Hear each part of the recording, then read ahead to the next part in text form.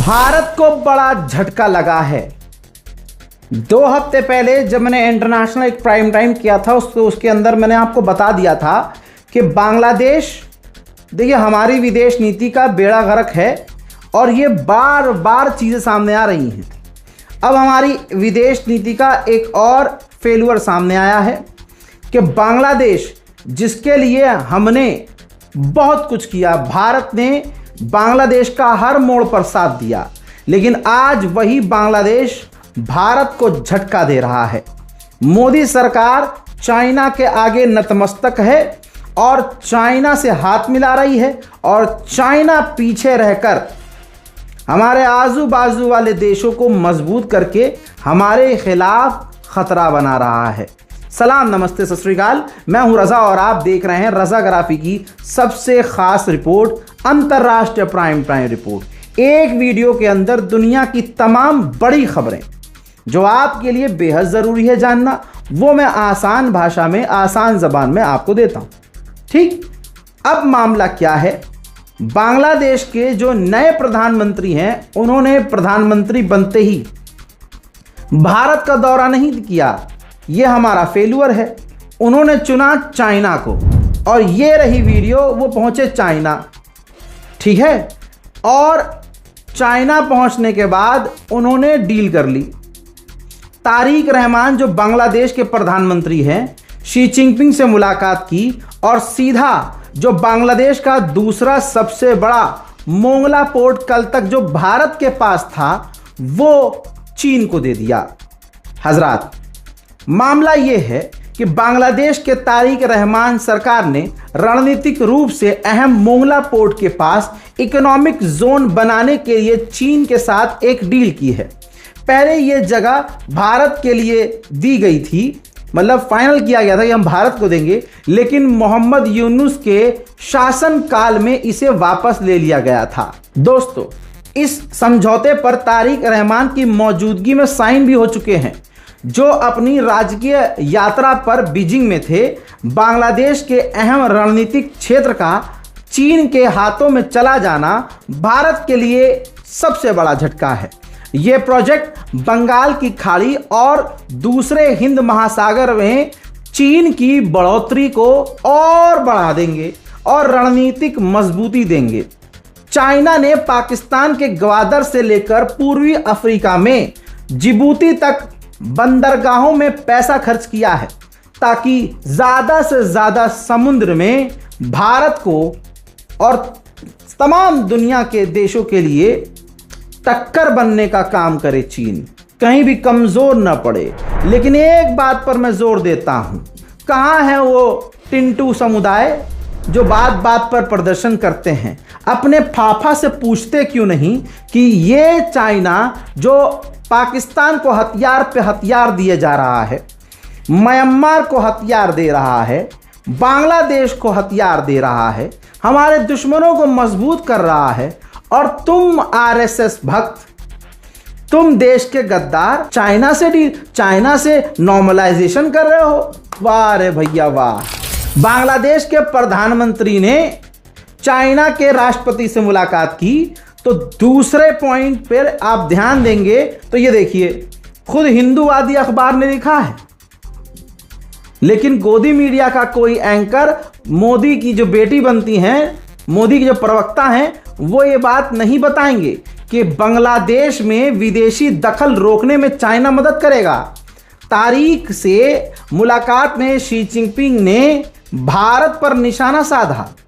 ढाका में अब तनाव होगा, भारत और बांग्लादेश में अब भैया तनाव पैदा चाइना ने कर दिया है। तीसरी बात, चाइना ने म्यांमार और बांग्लादेश कॉरिडोर, एक रास्ता बनाने की बात की है जो बांग्लादेश से होता हुआ म्यांमार और चीन तक जाएगा। तो यानी अब ग्रुप बन रहा है ये भारत के खिलाफ। मोदी सरकार की और किसी के बाप की हिम्मत नहीं है, किसी एंकर की इतनी हिम्मत नहीं है कि इस पर ध्यान दे और कहे कि मोदी सरकार ये हो क्या रहा है।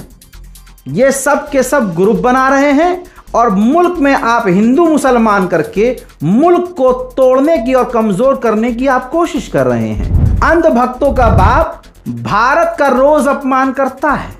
अभी तक जब भारतीय हिंदू मारे गए स्ट्रेट ऑफ हॉर्मुज में, अंधभक्त का एक बेटा मारा गया जो मोदी भक्त था, जो गाजा के जेनोसाइड पर बड़ा खुश होता था, इजराइल को सपोर्ट करता था, उसका जवान बच्चा बड़े दुख के साथ, हर बार मैंने ये बात बोली है और आवाज उठाई है, अंधभक्त या औलाद के मारे जाने पर मैं as a Muslim, as a reporter सवाल उठाता रहा, लेकिन किसी हिंदू पत्रकार ने, हिंदू नेशनलिस्ट ने सवाल नहीं उठाया कि मोदी जी आपने उन पर नाम तक नहीं लिया। हिंदू मारे गए, मोदी की इतनी हिम्मत न हुई कि नाम ले सकें अपने भारत के जवानों का, अपने भारत के बच्चों का। इसे कहते हैं पीक अंधभक्ति, कि फिर भी आंख नहीं खुल रही है। और यहां जब भारत के जहाज पर हमला किया था, भारत के टैंकर पर जब अमेरिका ने हमला किया था, उसी दौरान डोनाल्ड ट्रंप से आमने सामने जब मुलाकात होती है तो बड़ा वायरल किया गया कि अरे मोदी की बॉडी लैंग्वेज से डोनाल्ड ट्रंप घबरा गया, डोनाल्ड ट्रंप ने परी बोल दिया, अरे एंजल बोल दिया, तो एंजल का मतलब परी। वो मोदी का मजाक सरकाज़म में उड़ा रहा है, क्या कर रहा है तुम्हें नहीं पता, लेकिन अंजना ओम मोदी, मतलब अंजना ओम कश्यप, चीथड़ा त्रिपाठी और वो चचा कपूर, अरे रूबी का चचा, हाँ, साड़ी पहन के उस दिन 11 किलो एक्स्ट्रा मेकअप करके पार्लर से तैयार होके आई थी कि हमें मोदी की बॉडी लैंग्वेज एक्सप्लेन करनी है, लेकिन फैक्ट पर बात नहीं करेंगी।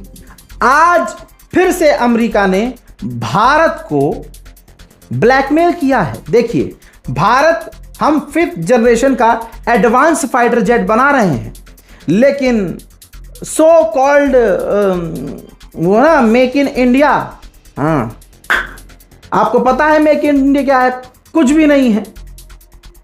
अगर मेक इन इंडिया है तो भारत फाइटर जेट के इंजन क्यों नहीं बना पा रहा है? तो हमें, हाँ, 2014 से मोदी सरकार है, लेकिन फाइटर जेट के इंजन हम नहीं बना पा रहे हैं। आत्मनिर्भर, काहे का आत्मनिर्भर? हाँ, इतना आत्मनिर्भर हुआ है कि राम मंदिर के नाम पर हिंदुओं से लो, आस्था के नाम पर चंदा लो और खुद लूट के भाग जाओ।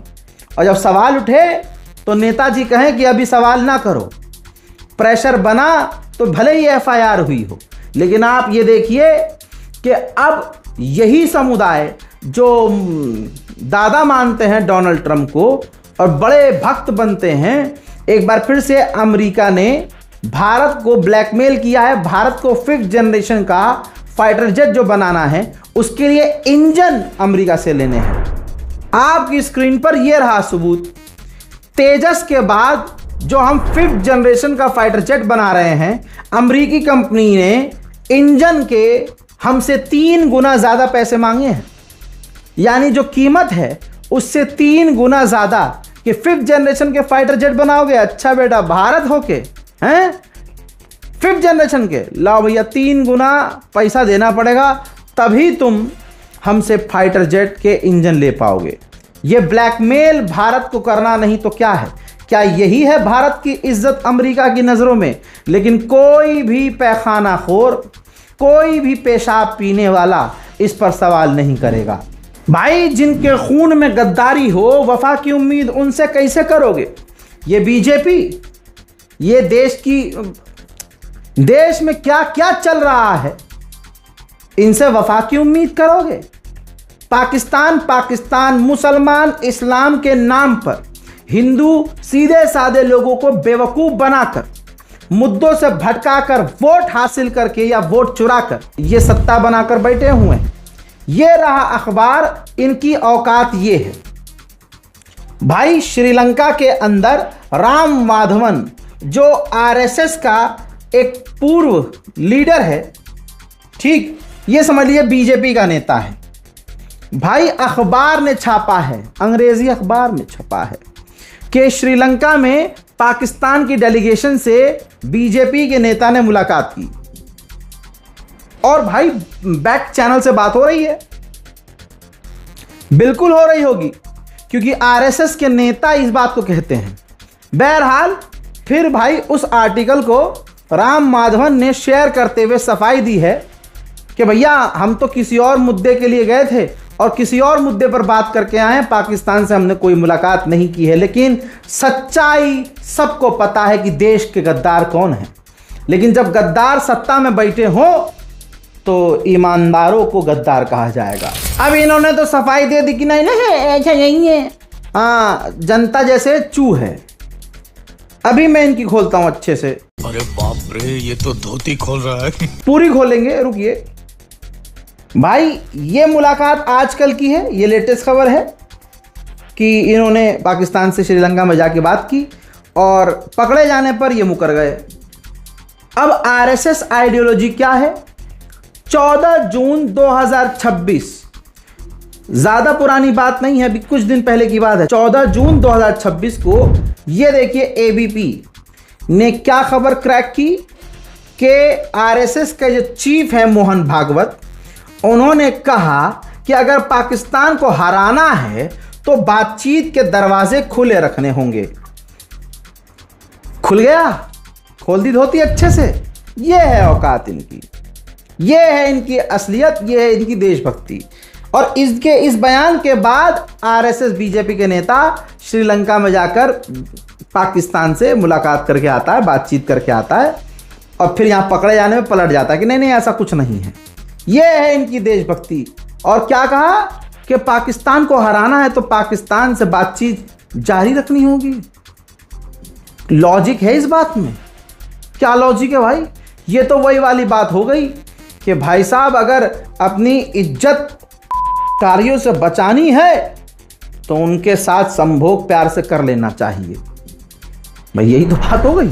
उधर देखिए, नंगा तो नंगा होकर रहेगा, नंगा तो नंगा होकर रहेगा। सूडान के अंदर जो सिविल वॉर हुआ तो उस सिविल वॉर पर अमेरिका ने बहुत सारी कंपनियों पर बैन लगाया है और अमेरिका ने खुलासा किया है कि भाई इन कंपनियों ने सूडान में जेनोसाइड और वॉर को, जो सिविल वॉर हुआ है उसको सपोर्ट किया, हथियार बेचा, फंडिंग की।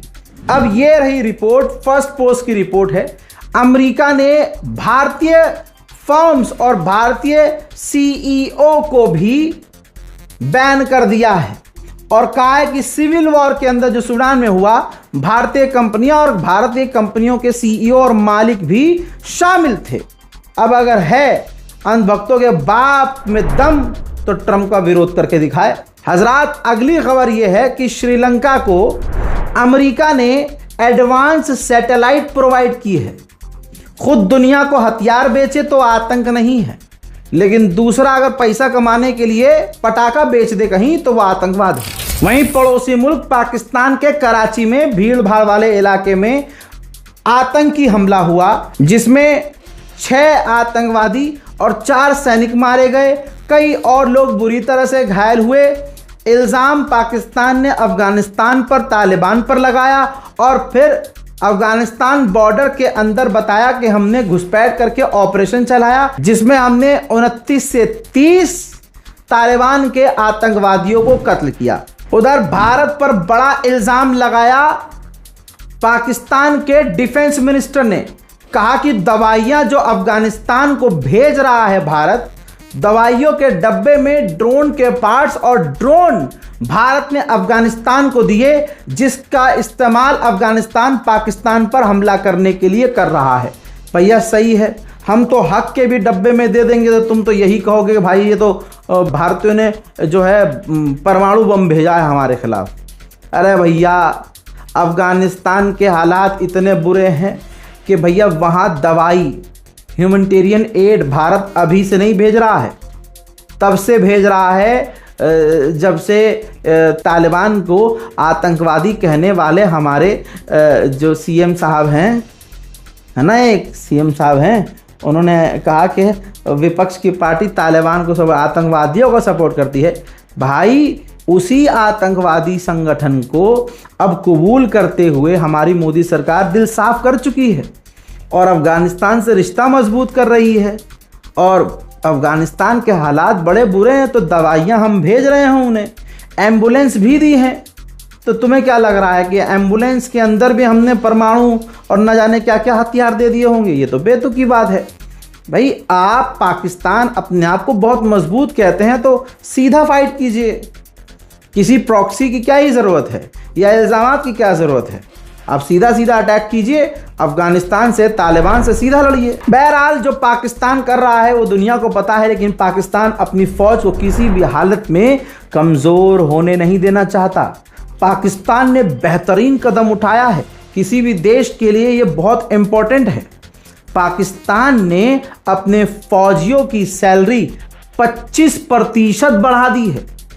कहते रहो पाकिस्तान भिखारी, कंगला, ये और वो MCBC करते रहो, लेकिन पाकिस्तान का ये कितना बढ़िया कदम है कि अपने फौजियों की 25% सैलरी बढ़ा दी है। ये काम तो भारत सरकार को भी करना चाहिए, चाहे एक हवलदार हो, SP, DSP, IAS, IPS हो, चाहे हमारे खास करके, ये तो मेरी दूसरी मांग है। जो सबसे इंपॉर्टेंट मांग तो 6 साल में कई वीडियोस में मैं कर चुका हूं, जो हमारी BSF है, बॉर्डर सिक्योरिटी फोर्सेस, और जो हमारी CISF है, और हमारी दूसरी जो फोर्सेस हैं भाई, इनकी तनख्वाह कम से कम एंट्री लेवल पर 1 लाख होनी चाहिए।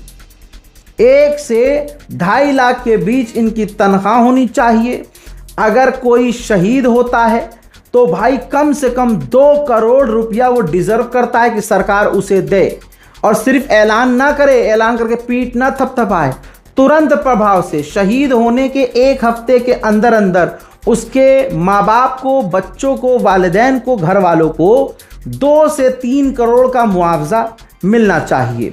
हमारे जितने भी सुरक्षा कर्मी हैं, चाहे वो एयरपोर्ट पर तैनात हों, चाहे वो बॉर्डर पर तैनात हों, चाहे वो देश में तैनात हो, जिसके जिस्म पे वर्दी हो, उसे हमारे देश के द्वारा, सरकार के द्वारा सारी सुविधाएं मिलनी चाहिए। अस्पताल हो, प्राइवेट हो या सरकारी हो, सारा खर्चा फ्री होना चाहिए। सिर्फ वो नहीं, टेंशन यहां से होती है, दिमाग, आदमी बॉर्डर पे खड़ा है और माँ अगर बिस्तर पे है उसकी, तो कहां से उसका दिमाग सेंस में होगा। लिहाजा सिर्फ फौज ही नहीं, फौज के परिवार वालों को भी पूरी सेफ्टी, सिक्योरिटी की गारंटी, उनकी हेल्थ गारंटी सरकार को देनी चाहिए। ये मेरा विनम्र निवेदन है सरकार से। पाकिस्तान जैसा कंगला अपने फौज की सैलरी 25% बढ़ा सकता है, तो हम कम से कम भारत में रहने वाले इतना तो कर सकते हैं, सरकार हमारी इतना तो कर सकती है कि 50% हम अपने फौज की तनख्वाह बढ़ाएं। कमेंट कीजिएगा इस बात पर। वहीं डोनाल्ड ट्रंप तुर्की के लिए कितना नरम है। तुर्की के राष्ट्रपति रजब तैयब एर्दोगान को दोस्त कहता है और दोस्ती का फायदा एर्दोगान को मिल रहा है। जब पहले की सरकार थी तो उसने, अमेरिका ने, पहले की गवर्नमेंट ने तुर्की को F-35 देने से मना कर दिया था, और जो 5th जनरेशन का फाइटर जेट तुर्की बना रहा है उसके इंजन भी अमेरिका ने तुर्की को देने से मना कर दिए थे। लेकिन रिपोर्ट यह है कि डोनाल्ड ट्रंप दूसरे ख्याल का है। उसने अपनी कांग्रेस से, अपनी पार्लियामेंट को कह दिया है $700 मिलियन के जेट, जो 5th जनरेशन का फाइटर जेट बना रहा है, उसके इंजन के जेट $700 मिलियन के हम तुर्की को देने वाले हैं, और F-35 भी ट्रंप तुर्की को देने की बात कर रहा है। ये तुर्की की बहुत तगड़ी जीत होगी। उधर साउथ कोरिया ईरान के शाहिद ड्रोन की तरह 20,000 सस्ते चीप मिलिट्री ड्रोन बना रहा है, और उनको चलाने के लिए वो 5 लाख लोगों को ट्रेनिंग देगा। हिंदू मुसलमान छोड़ो, मुसलमान कितना तरक्की कर गया कि वो शिया सुन्नी कर रहा है, कमेंट सेक्शन में देख लीजिएगा। उधर चाइना कितना एडवांस हो गया सोचिए। चाइना ने एक ऐसी सैटेलाइट लॉन्च की है जो थर्मल सिग्नेचर और साइन को डिटेक्ट कर सकती है, जिसकी वजह से भारत की पृथ्वी, अग्नि और आकाश जो टॉप एडवांस मिसाइलें हैं, और दूसरे देशों के पास भी जो टॉप मिसाइल हैं, उनको ये चाइना की सैटेलाइट डिटेक्ट कर लेगी, और डिटेक्ट कर लेगी तो भाई वो रोक भी लेगा। तो ये एडवांस हथियार एक और चीन का दुनिया में आ चुका है। भाई चाइना को कितना बदनाम किया जाए, चाइना का कितना मजाक उड़ाया जाए, लेकिन जीरो आज हम ही हैं। भारत के तेजस फाइटर जेट का एक भी खरीदार दुनिया में नहीं है, लेकिन चाइना के आप मुंह से कहते रहिए J-10C घटिया फाइटर जेट हैं, ये हैं वो हैं, लेकिन अल्जीरिया J-10C और KJ-500 एडवांस फाइटर जेट चीन से खरीदने की तैयारी में है। दोस्तों कुछ दिन पहले वेनेजुएला में जो जलजला भूकंप आया, उससे तबाही कुछ ऐसी है कि अब तक 1430 लोगों की मौत हो चुकी है, 3300 बुरी तरह से घायल हैं, 51,000 अभी भी लापता हैं। लोग खुद मलबा हटाकर अपनों की लाश तलाश रहे हैं। वेनेजुएला की कंडीशन ऐसी है कि जैसे यहां कयामत आई हो। 51,000 लोग अभी भी लापता हैं। सिर्फ इतना ही नहीं, 7 मिलियन यानी 70 लाख से ज्यादा, यानी लगभग अभी कुछ दिन बाद आप देखेंगे 1 करोड़ लोग बुरी तरह से इस भूकंप से प्रभावित हुए हैं। गर्मी सिर्फ आपके दिल्ली और पूर्वांचल और उत्तर प्रदेश में नहीं है जो इतना फड़फड़ा रहे हैं। सोचिए गर्मी यूरोप में इतनी ज्यादा है कि सिर्फ फ्रांस के अंदर 1000 लोग गर्मी से मारे गए हैं। और यह गर्मी ऐसी है कि सिर्फ फ्रांस में नहीं, पूरी दुनिया में गर्मी की वजह से लोग मारे जा रहे हैं। सोचिए इतनी गर्मी अगर हो कि लोहा पिघल जाए। सुना है कभी आपने? अबे हड्डी मजबूत की लोहा, आप कहेंगे लोहा, तो सोचिए जब लोहे को पिघला दे गर्मी, वो हड्डी और हमारी खाल का क्या करेगी। जर्मनी की तस्वीर देखिए, जर्मनी में रेल की पटरियां पिघल गई हैं। ध्यान से देख लो, इतनी गर्मी जर्मनी में पड़ रही है। जरा इस वीडियो को ध्यान से देखिए। जो ट्रेन चल रही है, ये पटरी जो है बिल्कुल प्लास्टिक की तरह लथबड़ होके पिघल रही है और उखड़ रही है। ये पेरिस का हाल देख लीजिए। पेरिस के अंदर शोरूम में पंखा, कूलर, एसी खरीदने के लिए भरमार है और स्टॉक खत्म हो रहा है। सी ऑफ जापान और साउथ चाइना सी के अंदर रशिया और चाइना ने अपने परमाणु बॉम्बर उड़ाकर ड्रिल करी, जिसके बाद साउथ कोरिया ने भी अपने फाइटर जेट तैनात कर दिए थे और उड़ाए थे। तनाव भैया हर जगह है भाई। मेरे दिमाग में एक बात है भाई, हर इंसान बस लड़ रहा है। मैं तो देश को ले ही नहीं रहा, देश तो लड़ ही रहे हैं, इंसान भी लड़े जा रहा है। हमारे घर के अंदर के रिश्तों से, यानी रिश्तेदारी में, आपसदारी में, लड़ाई से लेकर अंतर्राष्ट्रीय लेवल पे जाओ, आदमी आदमी से लड़ रहा है।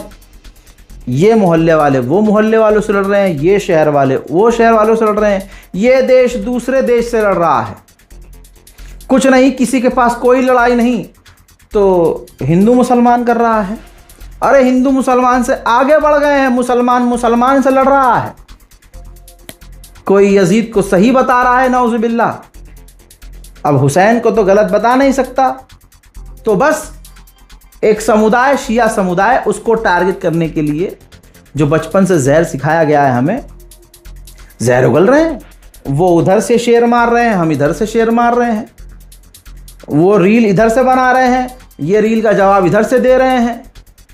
मजे बीच वाले ले रहे हैं कि ये देखो मुसलमान तो साला मुसलमान का नहीं है, वो अपने देश का क्या होगा। ये चल रहा है हमारे मुल्क में। मेरे दोस्तों, डोनाल्ड ट्रंप ने खुद एक पासपोर्ट की तस्वीर जारी की है। अमेरिका का अब जो नया पासपोर्ट होगा उस पर डोनाल्ड ट्रंप की तस्वीर छपी होगी। और मैं जब से ये फोटो देखा हूँ टेंशन में आ गया हूँ कि ये तो आइडिया इसने अपने वाले को दे दिया। अपने वाले ने तो डेथ सर्टिफिकेट नहीं छोड़ा भाई, डेथ सर्टिफिकेट पर भी जब अपना फोटो चिपकवा दिया तो ये कितना बढ़िया आइडिया है कि ससुरा आप तो पासपोर्ट पर छपवा देगा, लो बेटा। बहरहाल हो सकता है ये कह दे कि अब तक पासपोर्ट नागरिकता का प्रमाण नहीं था, लेकिन अब मेरी फोटो छप गई है दोस्तों, तो अब जिसके पास हमारा ये वाला पासपोर्ट होगा, जिस पर मान ने हमारी फोटो होगी, वो नागरिकता का प्रमाण होगा। हंसेगा कोई नहीं।